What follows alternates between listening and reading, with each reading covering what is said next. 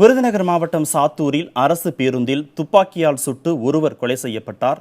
பேருந்திலிருந்து தப்பி ஓடிய கொலையாளிகள் 2 பேரை காவல்துறையினர் தேடி வருகின்றனர்.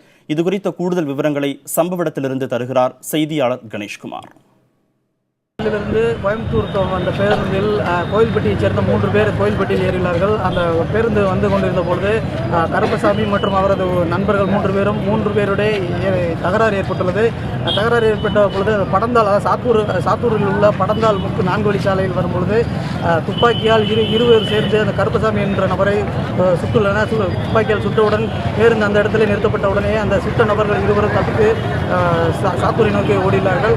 உடனே அந்த கருப்பசாமி என்பவரது உடலை பார்த்த பொழுது அவர் அந்த இடத்துல சம்பவ இடத்திலே உயிரிழந்துள்ளார்.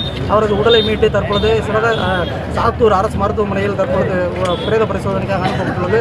தற்பொழுது இந்த சம்பவம் நடைபெற்ற இடத்தில் மாவட்ட காவல் கண்காணிப்பாளர் ராஜராஜன்